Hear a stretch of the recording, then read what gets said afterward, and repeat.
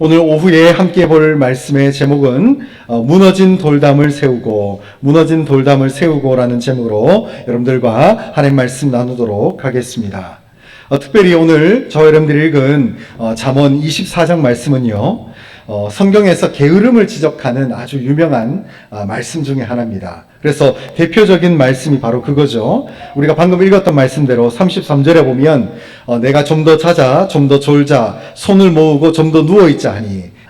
그런데 여러분, 이 잠언 24장은요 단순히 우리가 어떤 육체적인 게으름만을 경계하는 메시지는 아닙니다. 우리가 이중적인 측면에서 영적인 의미를 우리가 한번 살펴봐야 한다는 거죠. 저도 그동안은 잠언 24장을 볼 때는 늘 그냥 현실적인 게으름의 문제, 현실적인 잠드는 문제에 대한 경계의 말씀이 아닌가라고 생각을 했는데, 우리가 이제 앞절부터 구체적인 내용들을 함께 살펴보면 여기에는 영적인 의미가 숨겨져 있다는 것을 우리가 발견할 수 있게 된다는 것입니다. 먼저 30절 말씀은 이렇습니다. 30절에 보면 내가 게으른 자의 밭과 지혜 없는 자의 포도원을 지나며 본즉 이라고 되어 있습니다. 이 시편 24장을 잠언 24장을 쓴 솔로몬이 여기 30절에 보면 이제 자기가 봤다는 거예요. 뭘 봤냐면 게으른 자의 밭을 보고 지혜 없는 자의 포도원을 내가 봤다는 거죠. 그래서 게으른 농부는요 자신의 밭을 망칩니다. 지혜 없는 포도원 지기는 자신의 포도원의 경영을 온전하게 이루어갈 수가 없다는 거죠.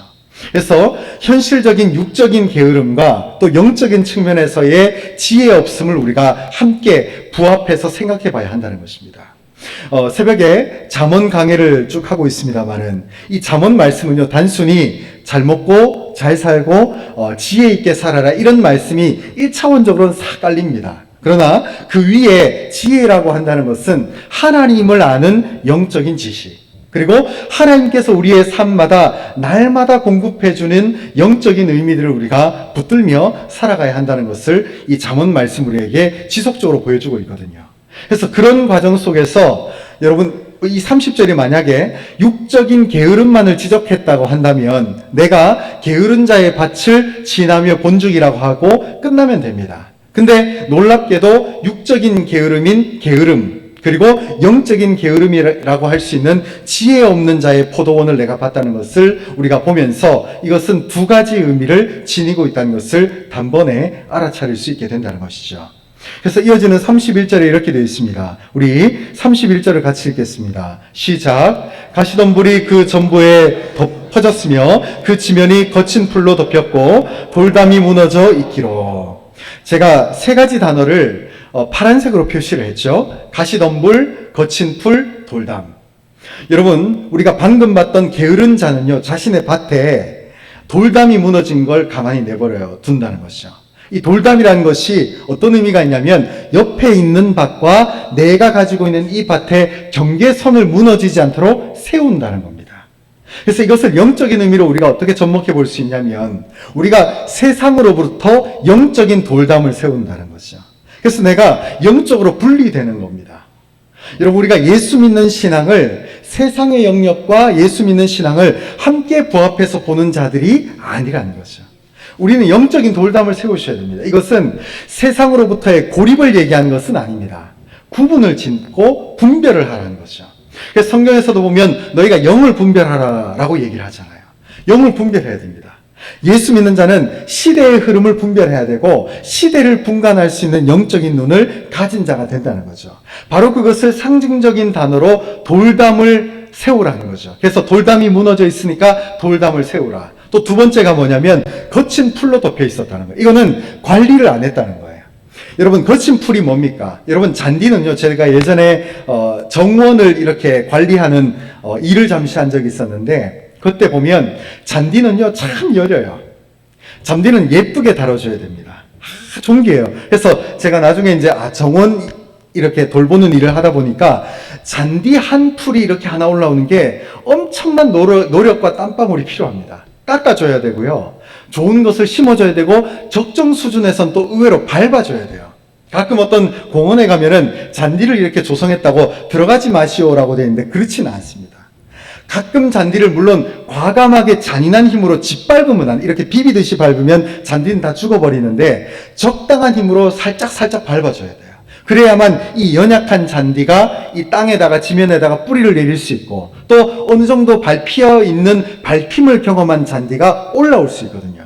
근데 한 번도 밟혀보지 않은 잔디는요, 이게 뿌리로도 내려가기도 어렵고 치고 올라오는 힘도 이게 경험해보지 못했기 때문에 그냥 죽어버리고 맙니다. 그래서 잔디를 짓이겨 밟으면 안 되겠지만 적당한 수준에서 밟아주는 것은 오히려 잔디에게 도움이 돼요. 근데 반대로 잡초는요, 심어놓으면 주인이 물 주지 않아도 알아서 자랍니다. 어느 순간 제가 몇 달 동안 그 정원을 안 가봤는데 가보니까 이 잡초가 자기가 나무인 것처럼 자라 있는 거예요. 이 웃기게 꽃도 맺혀 있고 모양도 내지만 이 잡초는요, 특유의 악취가 있습니다. 그리고 이 잡초는요, 아무런 땅에도 도움이 안 돼요. 그래서 이 잡초는 무조건 뽑아줘야 됩니다. 그래서 여기서 나와 있는 거친 풀이 대표적인 잡초죠. 관리를 해줘야 됩니다. 여러분, 때로는요, 우리가 육체적인 관리도 참 중요해요. 좋은 걸 먹고 적당히 먹고 건강으로 삶을 유지하는 거죠. 근데 이 몸을 함부로 사용하게 되면 온몸에 거친 풀과 같은 잡초가 자라는 것처럼 우리가 입에 맞는 음식만 먹고 아무 때나 들르고 자고 이 밥 먹으면 잠이 오잖아요. 그래서 아무 때나 누워버리면 어떻게 됩니까? 혈압이 올라오거든요.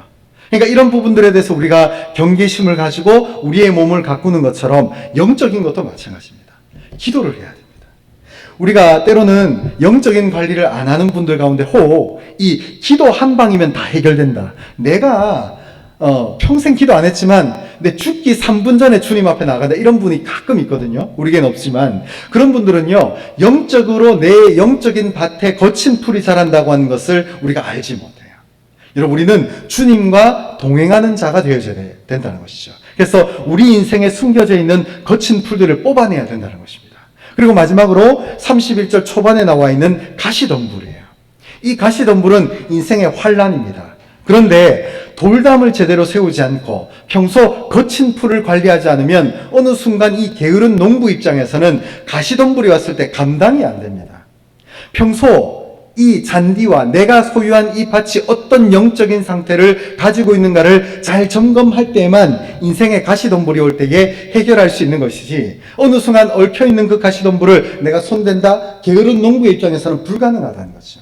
그러므로 지속적인 관리와 지속적인 정성을 통해서 이 밭을 관리해야 한다는 것입니다.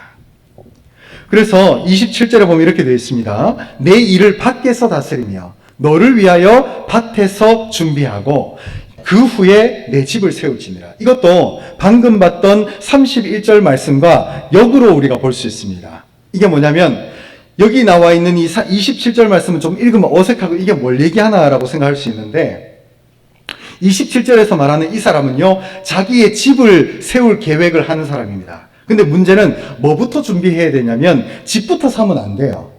왜요? 왜 안 되죠? 먼저 부동산부터 사야죠. 그래야 내가 소유한 땅에 그 다음 골격을 세우고 그 세워진 골격에다가 나의 집으로 꾸밀 수 있다는 거 아닙니까? 그죠? 근데 아무것도 없이 그냥 이 바닥이 남의 땅인지 내 땅인지 구분도 없이 아무 때나 내가 여기다 집을 세우면 어떻게 됩니까? 나중에 이 땅을 소유한 사람이 불도저를 가지고 와가지고 내가 만들어 놓은 집을 밀어버릴 거 아니에요. 그래서 27절도 마찬가지입니다. 먼저 밖에서 다스리는, 내 일을 밖에서 다스린다. 이게 뭐냐? 부동산을 사는 거죠. 그리고 내가 집을 이 땅에다가 세우기까지 모든 구비 조건을 완료하는 겁니다. 저도 저희 교회에 왔을 때에, 위임 목사가 될 때에, 이제 모든 교회의 책임자의 자리를 변경하는 작업들을 해야 되더라고요. 그래서 교회에 여러 가지 어떤 작업들도 하게 되고, 심지어는 이제 스타렉스 같은 이 차 같은 것도 이제 소유주를 변경해야 되는 그런 위치에 있었습니다. 그러니까 이런 작업들을 하고 난 다음에 나중에 이제 집을 이제 가지고 소유하게 되는 것처럼 세상 모든 만사가 마찬가지로 먼저 밖에 외부적인 일들을 완벽하게 서류 정리를 한 다음에 그 다음 이제 밭에서 밭을 일구고 기초공사를 하는 거죠. 여러분, 아무리 단층짜리 건물이 올라가도 바닥 공사를 해야 될까요? 안 해야 될까요? 해야 됩니다. 그래서 바닥 공사도 하고 또 집을 크게 짓는 사람들은 주차장도 세워야 되고 또 지하 주차장을 낼 사람은 아주 깊게 파가지고 지하 주차장이 견실하게 세워질 수 있도록 기초 공사를 해야 된다는 거죠. 그리고 난 다음에 뒤에 보면 그 후에 내 집을 세울지니라. 이 현명한 지혜가 우리의 삶 가운데 필요하다는 거죠. 여러분, 가끔 어떤 철학자들이 그런 질문을 합니다. 닭이냐 달걀이냐. 정답부터 알려드리면 닭이 먼저입니다. 여러분, 달걀이 어느 순간 딱 던져지면 이 달걀이 알아서 부활하나요? 불가능합니다. 우리는 창조론에 입각해서 하나님이 가장 먼저 아기를 태어나게 하신 게 아니라 성장한 아담과 하와를 세워주신 거예요. 그래서 여러분, 달걀이 먼저가 아니라 닭이 먼저입니다. 여러분, 참 재밌는 것이 하나님이 사람을 자기의 형상대로 지으셨어요. 그러니까 하나님의 입장에선 사람을 빨리 만들고 싶었겠죠. 그러나 하나님의 창조 역사는요, 재밌게도 첫째 날 아담을 지으신 게 아닙니다. 먼저 빛이 있으라. 이 밖에서부터 모든 것을 조성하시고 내부로 들어오죠. 그래서 가장 마지막 안식하기 전날 최종적인 창조의 역사가 아담을 짓는 하나님의 역사로 귀결된다는 거죠. 그러므로 모든 일의 진행과 방식은 하나님의 지혜대로, 그리고 성실하게 모든 일들을 진행해 나갈 수 있다는 것입니다. 근데 안타깝게도 솔로몬은요, 게으른 자의 밭, 그리고 지혜 없는 자가 운영하는 포도원의 상태를 이렇게 말합니다. 우리 32절과 33절을 같이 읽겠습니다. 시작. 내가 보고 생각이 깊었고 내가 보고 훈계를 받았노라. 내가 좀 더 자자, 좀 더 졸자, 손을 모으고 좀 더 누워있자 하니. 자, 33절도 유명합니다만은 32절이 참 재밌더라고요. 이게 뭐냐면 31절까지 뭘 봤냐면, 밭에 이제 가시덤불도 돌아다니고 돌담도 무너져 있고 그리고 거친 풀들, 잡초가 무성하구나. 내가 그걸 보고 32절에 보면 내가 그 상황을 보고 내가 생각을 이제 했다. 그리고 내가 너희들의 훈계를 받았으니까 내가 한번 열심히 해볼게 라고 말은 했어요. 근데 그 다음 절 33절에 이 사람이 말은 이렇게 했지만 뭐라고 반응합니까? 좀 더 자자, 좀 더 졸자, 손을 모으고 좀 더 누워있자 하니. 여러분, 때로는요, 하나님 말씀 우리가 받을 때도 내가 오늘 말씀을 통해서 은혜를 받았다. 여러분, 때로는요, 은혜를 받았다는 말을 많은 목사님들이 터치하잖아요. 근데 우리가 이 은혜를 받았다는 말을 다시 한번 재고해 볼 필요가 있다는 거예요. 과연 내가 감동받은 것으로 끝나는 것이 은혜 받은 것인가? 아니면 이 말씀을 듣고 내 삶의 변화를 주도하는 것이 은혜 받은 것이냐? 저는 단연 2번이라고 말씀드리고 싶습니다. 여러분, 여기 있는 사람도 알았어요.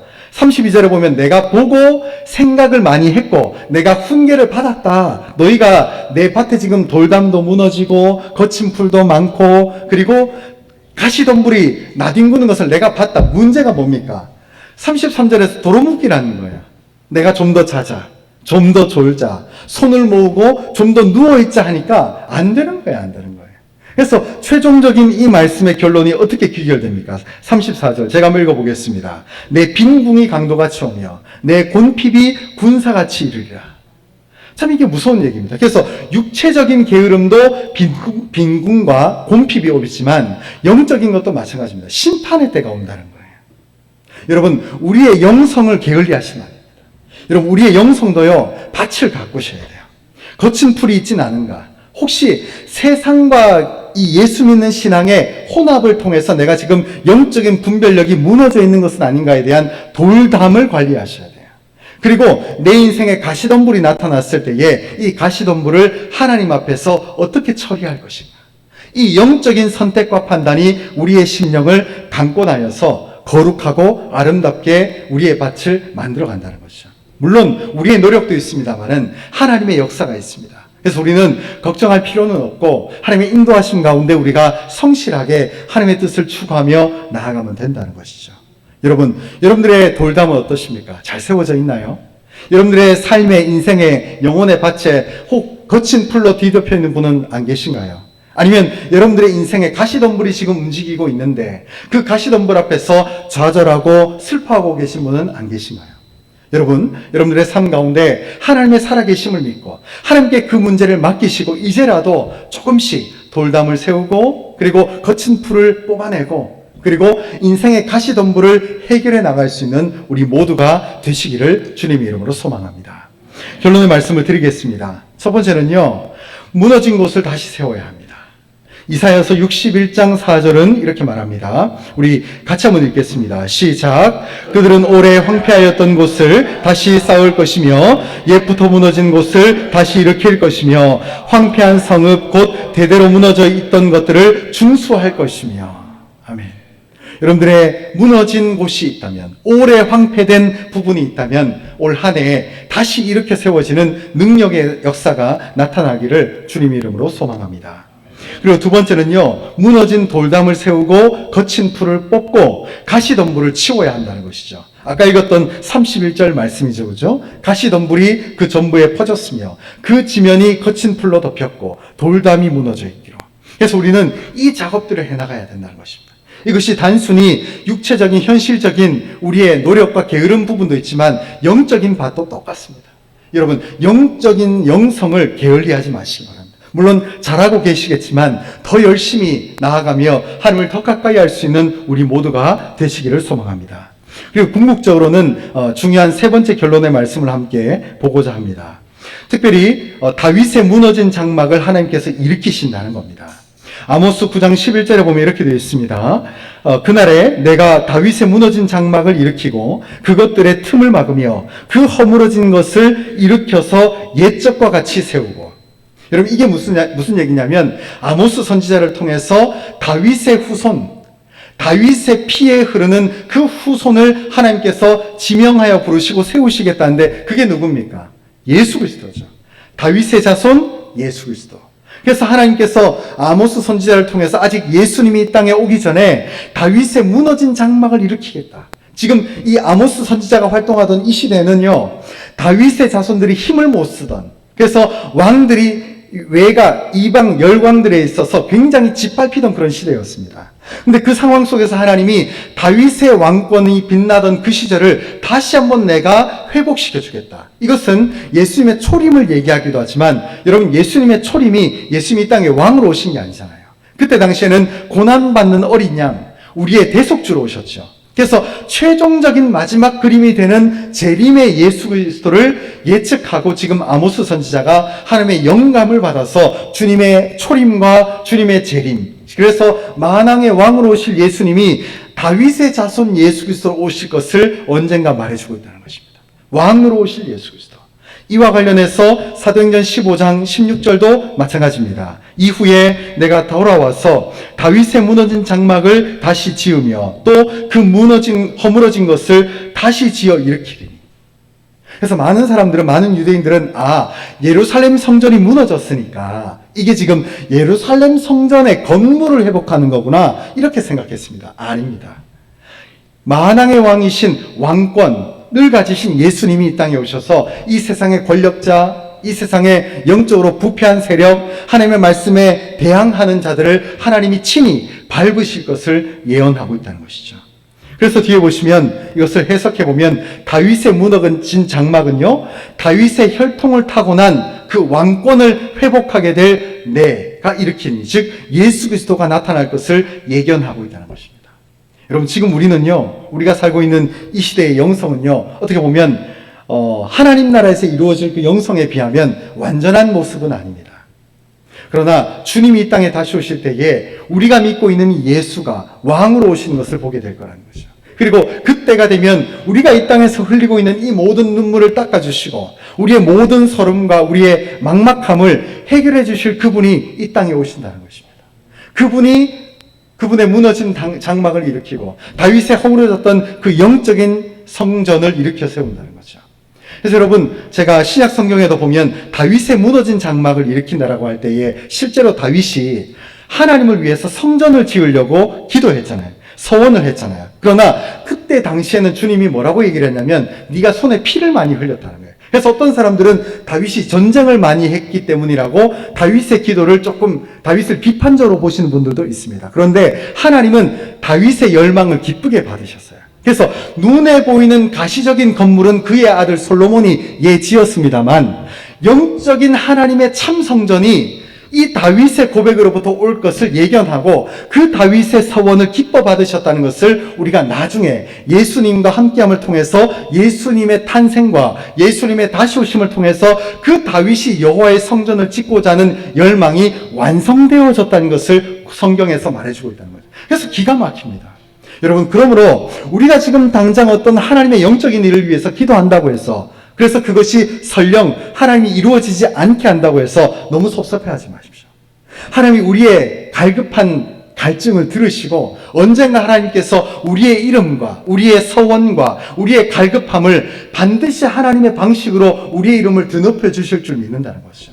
얼마나 기가 막힙니까? 다윗은 살아생전에는 좀 이렇게 하나님께 섭섭했을 수도 있어요. 아니, 내가 하나님을 위해서 성전을 지어드리겠다는데 왜 거부하십니까? 근데 나중에 그 다윗의 열정적인 먼저 그의 나라와 그의 의를 구하는 이 마음을 하나님이 기뻐 받으시고 나중에 예수님이 이 땅에 오시고 다시 오시는 그 그림 속에서 날마다 언급되는 것이 다윗의 무너진 장막이라는 거죠. 참 이게 기가 막히더라고요. 여러분, 먼저 그의 나라와 그의 의를 구하시기 바랍니다. 당장 우리의 눈앞에 펼쳐지는 현실이 내 마음 같지 않고 내 뜻 같지 않는다더라도 내가 먼저 그의 나라와 그의 의를 구할 때에 하나님이 반드시 내 마음의 갈증과 갈급함을 영적인 의미로 반드시 충족시켜 주시고 응답시켜 주실 하나님의 역사가 우리의 눈에 펼쳐질 거라는 거죠. 얼마나 위대합니까? 여러분, 우리도 때로는 하나님과 함께 동행하면서 내 뜻대로 안 된다고, 그렇죠? 내가 원하는 것이 내 눈앞에 펼쳐지지 않는다고 실족할 때도 있습니다. 실망할 때도 있어요. 그러나 그것이 전부가 아닙니다. 반드시 지금 내가 몸부림치고 있고 반드시 지금 내가 어떤 문제 때문에 갈급함을 가지고 나아갈 때에, 그때에 내가 지금 하나님의 의를 위해서 이 꿈을 꿨다는 것을 하나님이 반드시 기억해 주시고 나의 이름을, 나의 그 간절한 소원을 하나님께서 반드시 응답시켜 주실 그날이 우리의 삶 가운데 펼쳐질 수 있는 우리 모두가 될 수 있었으면 좋겠습니다. 기도하겠습니다.